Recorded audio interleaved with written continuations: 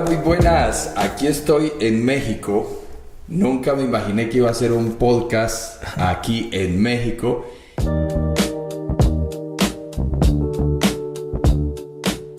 Y nunca me imaginé que iba a entrevistar a un hombre como el que voy a entrevistar. Estoy al lado de un profeta amigo.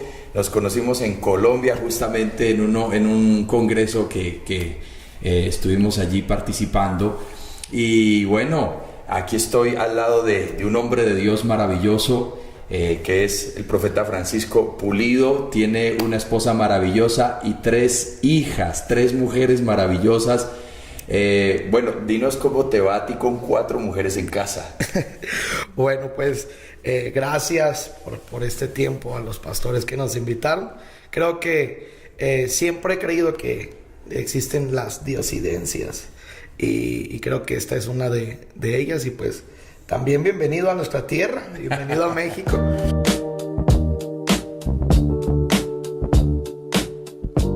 Y pues 4 mujeres dentro de casa es poder entender lo que hace muchos años oré. Me quise sentir muy Salomón con respecto a dame sabiduría. Sí. Le pedí a Dios sabiduría y nunca me imaginé que lo que le estaba pidiendo a Dios es dame a hijas de mi vida. Hay un principio que enseña en Proverbios que enseña lo siguiente: la mujer sabia edifica su casa. Al tener 4 mujeres dentro de mi casa, mi querido amigo, para mí es tener sabiduría. Wow. Porque ellas logran ver lo que la óptica de un hombre no logra ver. Total. Entonces es, papi, eso no va con ese color. Papi, dijiste mal esto. Mi esposa no se dice esa palabra así. Y lejos de poder pensar en todo lo que el hombre piensa, no se puede entender a una mujer. Creo que este tiempo que me ha tocado vivir al lado de mi esposa y de mis hijas es poder entender más todavía a una mujer, pero desde una óptica de padre, de esposo, pero no solo eso, sino también de amigo. Total, es súper. Y bueno, antes de seguir, porque está interesante esa revelación que Dios te da, y qué lindo que todo se enfoque justamente en entender que todo tiene un propósito de Dios. Familia, hijos, ministerio, trabajo, proyectos. Y yo quiero darle gracias al pastor Julio. Estamos justamente en la iglesia de él haciendo este podcast, Iglesia Rocafuerte, aquí en Querétaro, México, que nos prestó su estudio, nos prestó su espacio y nos sentimos honrados. Él está detrás de esa cámara viéndonos. Así que pastor Julio, gracias por este espacio tan hermoso, al equipo que está haciendo posible este tiempo. Es una bendición. Y bueno, hay una pregunta que sé que te hacen mucho y te la voy a hacer aquí en este podcast porque muchos también se lo han preguntado. He visto ministrar, Dios te usa en la palabra, te usa en el ámbito profético de una manera increíble. Creo que combinas, o más bien Dios te dio ese privilegio de tener el ministerio con el don de la ciencia. Lo manejas muy bien. ¿Qué hiciste tú? Esa es una pregunta que me imagino que te han hecho muchos. No sé si la estoy formulando bien. ¿Qué hiciste tú? ¿Cómo te diste cuenta? ¿O cuándo fue esa experiencia donde sentiste que fluiste de una manera tan contundente en el ámbito de la ciencia, la profecía con la ciencia? Primero, ¿cómo fue esa primera experiencia? Y 2, para alguien que anhela el ministerio profético o está dando pasos con esa pasión, ¿qué le dirías tú? ¿Se puede fluir bajo esa ciencia o crees que es algo exclusivo para ciertas personas en este llamado profético? Me refiero a ese don de ciencia incluido en ese ministerio tan lindo que ejerces. Bueno, yo pienso que muchas veces la gente espera la siguiente respuesta: 40 días de ayuno. Pero la realidad es que te soy muy honesto. Busqué a Dios, intenté. Uno camina con ciertas referencias o ciertos modelos a seguir. Y a mí, yo admiraba en aquel entonces, hace 10 años atrás, admiraba mucho a G. Ávila. Y me comí un libro que se llama Ayuno del Señor. Ayuno de Victoria, un libro muy pequeño, y dije voy a ayunar 40 días y a los 10 días levanté, no aguanté. esperaba la visitación de Dios y al quinto día tengo un ataque de Satanás. Y bueno, sin embargo, digo esto porque empezó a haber una pasión tremenda en mi corazón por querer predicar la palabra nada más. Nunca busqué un don, nunca busqué ser profeta. Es más, ayer lo predicaba y decía, me formé bajo una estructura que los profetas no existían, los apóstoles no existían, por el concilio donde crecí por mi papá biológico. Sin embargo, había un deseo ferviente de poder predicar la palabra y poder ganar almas.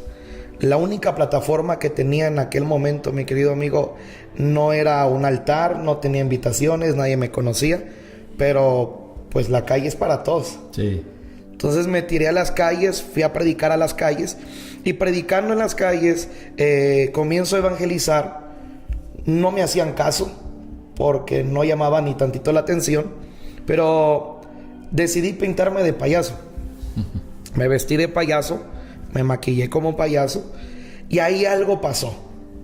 La realidad es que mientras hacía el número para poder romper el hielo frente a toda la gente en un parque, en una calle, de repente oigo una voz en mi interior. No era una voz audible, pero sabía que no era una voz de mi interior, no era una voz de mi conciencia, sino sabía que era una voz diferente.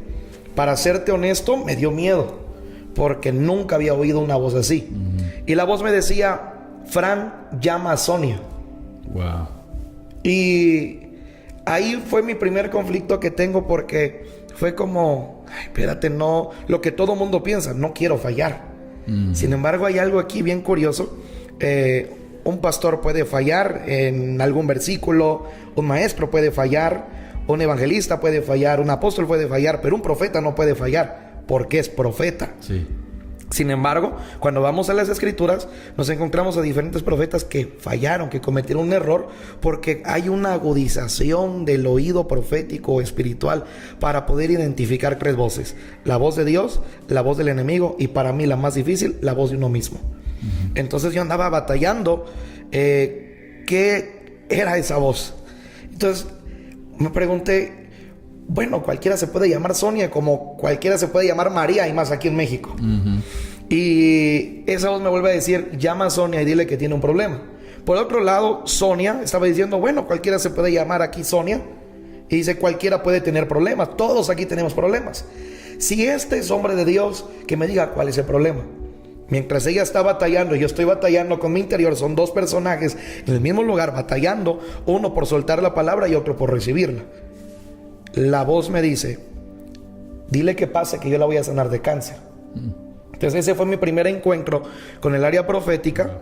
Y pasa Sonia, oro por ella, Sonia sana y Sonia se congrega en nuestra iglesia. Increíble. Entonces ese fue el primer encuentro que comienzo a tener. Todo mundo pregunta y hace esa pregunta a cualquier profeta: ¿cómo le hizo? ¿Cómo llegó? La realidad es que lo puedo resumir en esta palabra: amor. Jesús caminó con una pasión y con un amor por las almas, y el amor provoca que los dones y todos los recursos del cielo vengan sobre tu vida. Creo que muchas veces el error que cometemos como iglesia es buscar los dones, pero la realidad es, la pregunta sería: ¿cuál es la intención de buscar ese don?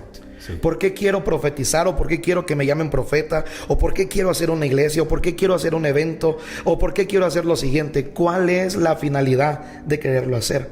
Y la realidad es que nunca lo busqué, amigo. Solo tenía amor por servirle a Jesús y por ganar las almas. Entonces lo encierro en este siguiente versículo: en vano es tener profecía, en vano es tener, parafraseando la palabra y quizás aumentándole un poquito más el contexto, en vano es tener tantos seguidores en redes sociales, en vano es tener tantos recursos si no hay amor. Entonces creo que el amor fue uno de los recursos que me sirvió para poder activar lo que nunca busqué.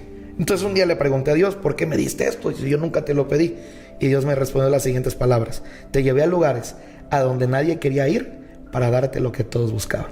Wow, poderoso. Pues me dejas de una pieza increíble. Claro, 1 Corintios 13 nos habla de eso, del amor. Es más, se llama el Salmo del Nuevo Testamento, ¿verdad? Y claro, si no hay amor, nada soy, dijo Pablo. Y en medio de eso es una de las cosas que de pronto nosotros no caemos en cuenta, y es que no nos preguntamos en ciertos aspectos de la vida, ¿por qué lo hago? Y claro, es una pregunta de mucha reflexión. Es más, yo le decía a la iglesia hace un tiempo en una prédica lo que dijo David en el Salmo 119: líbrame de mentirme a mí mismo. Porque muchas veces nosotros estamos en esas dinámicas de esto es para la gloria de Dios, esto es para el reino de Dios, esto lo hago para que el evangelio se expanda. Pero cuando tenemos la intencionalidad de analizarnos a nosotros mismos, de preguntarnos por qué lo hacemos, nos encontraremos con unas sorpresas bien desagradables al examinarnos, ¿no? Entonces yo creo que es importante, como bien dices, y esto no es un consejo solo para quien busca un ministerio profético, esto es un consejo para quien quiere ministerio y quien está caminando en el ministerio, y es: ¿cuál es la intención de querer hacerlo?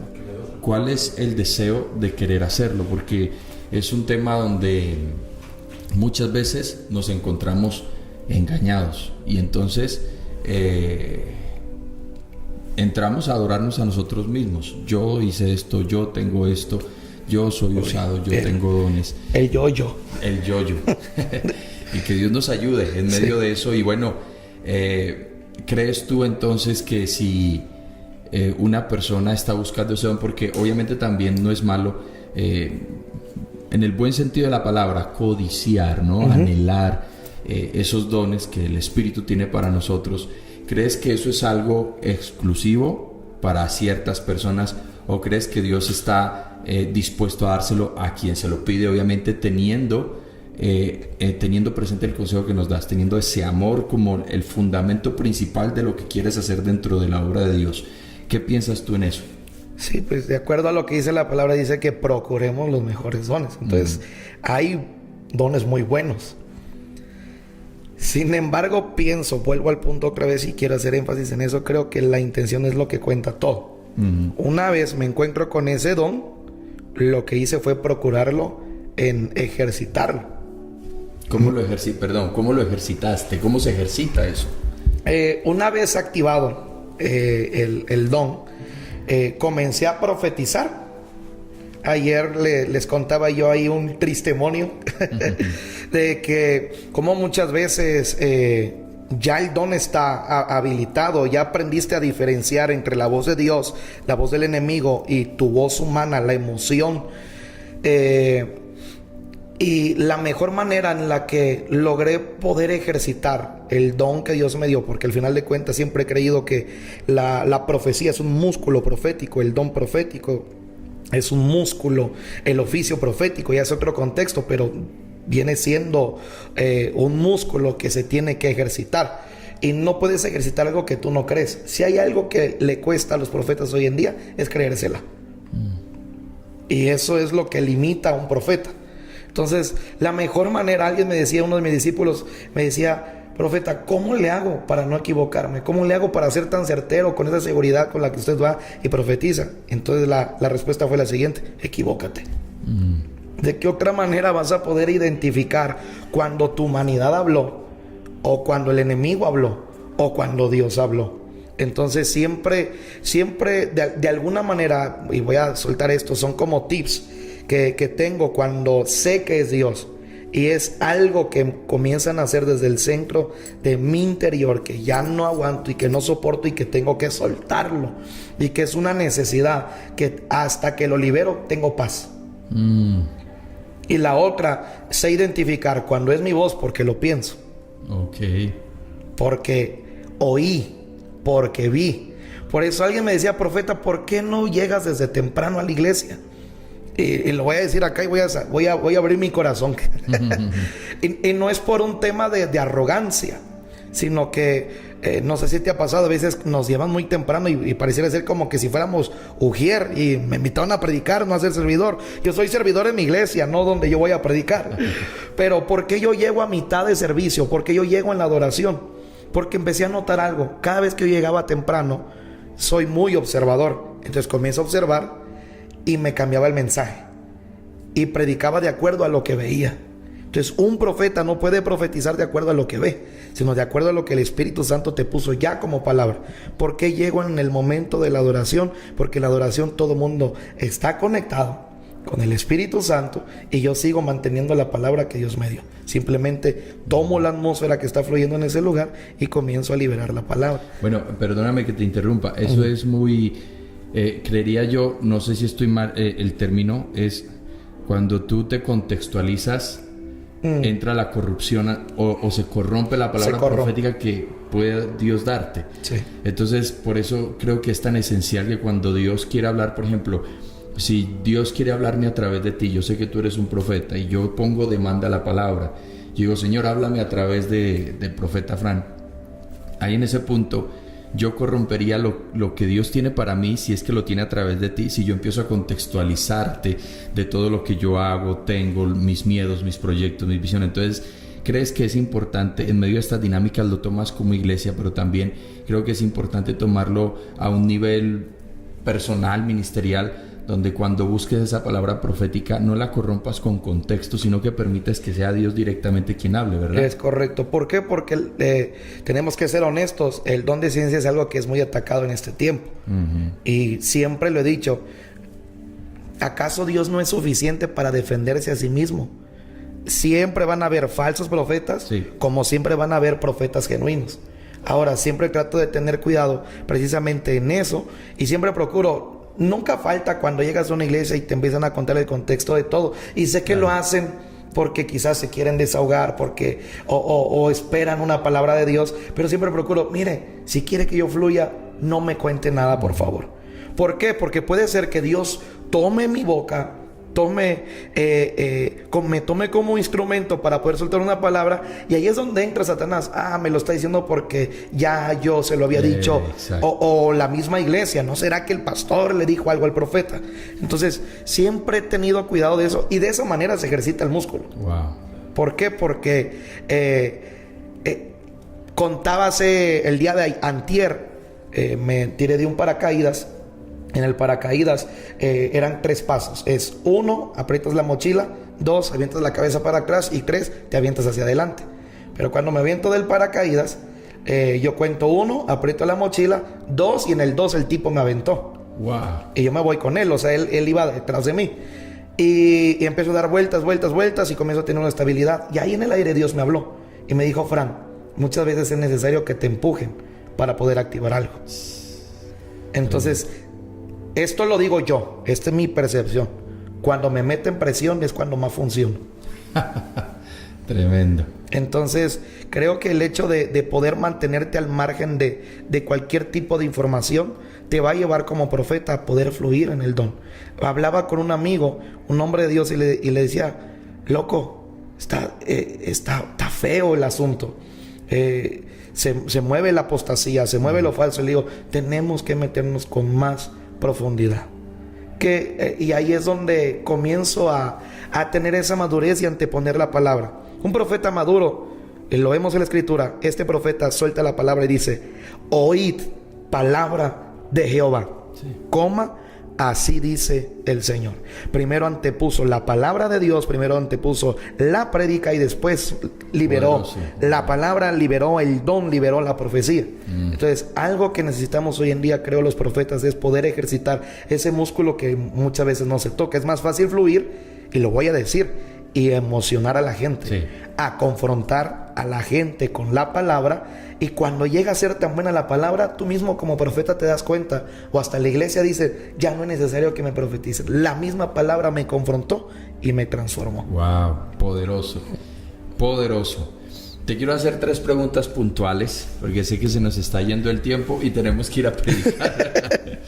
3 preguntas. Primera, te voy a hacer las 3 preguntas de una vez y ahí ya las contestas las 3 de tacazo, como decimos en Colombia. Una, ¿cuál ha sido el mejor libro que te has leído en el ámbito profético? Que nos lo puedas recomendar a nosotros, y el que tú me recomiendes de una vez lo voy a buscar para leerlo, porque a mí me encanta el ámbito profético, me gusta mucho.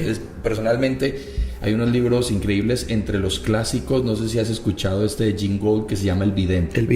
Es brutal ese libro, ¿no? Y ahora tú nos dirás cuál es el libro que tú dices, mira, todo aquel que le apasiona el ministerio profético, léalo. Segunda pregunta, ¿cómo haces tú para discernir? Porque sabemos que hay profetas que son adivinos. Eso es inevitable y tú lo sabes, son balanes, ¿no? Sí.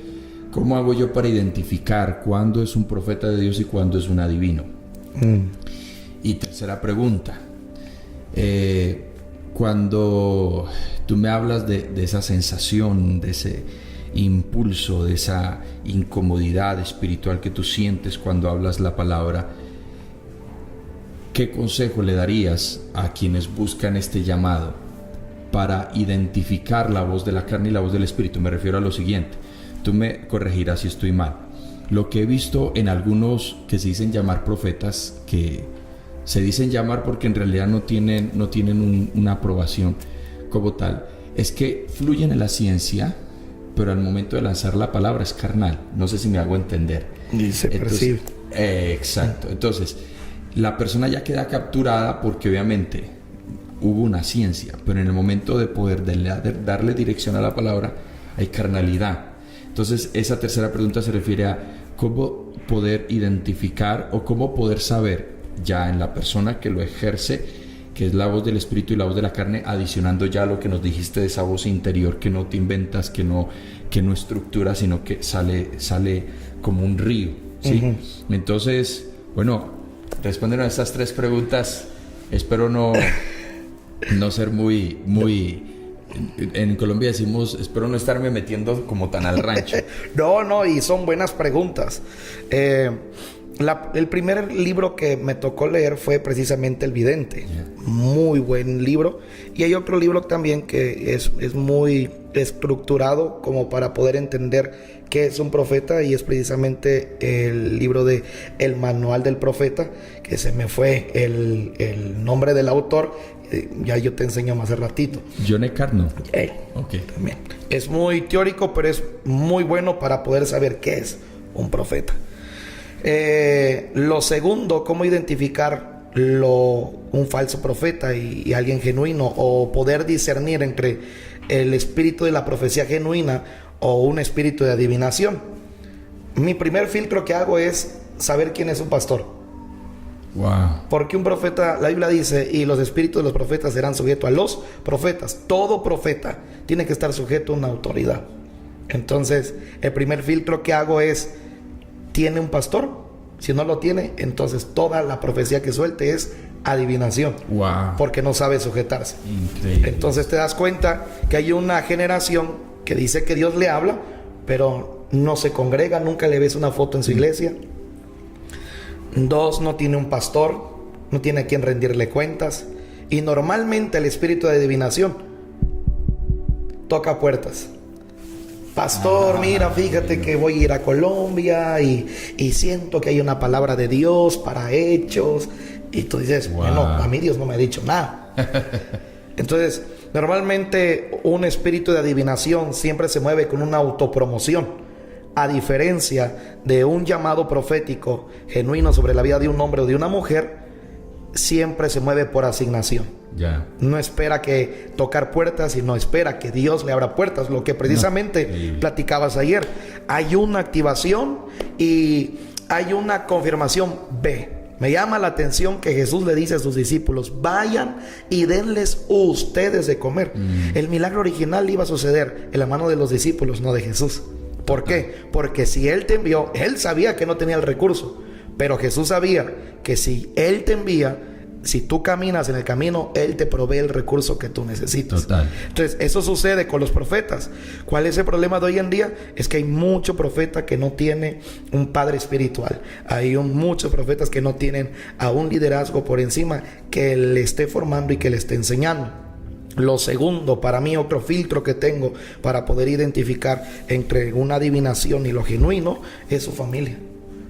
Hay más egocentrismo de él y nunca ves ni una foto con su esposa, nunca ves una foto con su familia. Para mí es muy importante que un profeta siempre tenga ese vínculo y esa relación fuerte con su familia.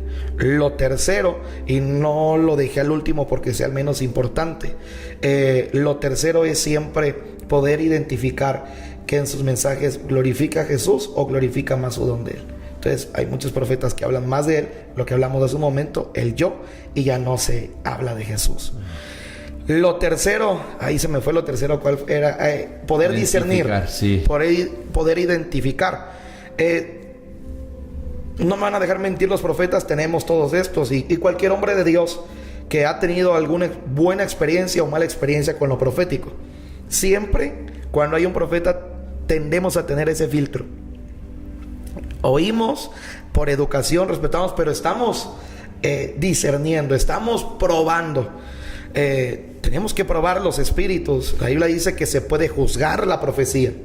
Y siempre he creído que toda palabra profética tiene que estar alineada a la palabra.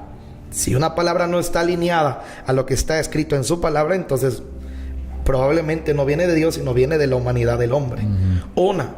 Dos, cuando se libera una palabra que viene de parte de Dios, es muy fácil poder, cuando ya tiene la experiencia de poder discernir, de saber que viene de Dios. Hay un golpe en tu espíritu que sabes que no está golpeando la emoción, sino está golpeando directamente al espíritu, que no solamente toca a la persona que está recibiendo la palabra, sino que también tiene un choque contigo.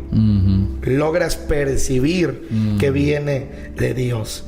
Logras, no por la información que se da, sino hay algo en el ambiente que genera una atmósfera fidedigna, y la palabra fidedigna es que es creíble, sin decir créeme. Es como cuando sientes que hay una atmósfera pesada, pero cuando el hombre de Dios toma el micrófono, la atmósfera cambió. ¿Por qué? Porque hay algo que no podemos mentir.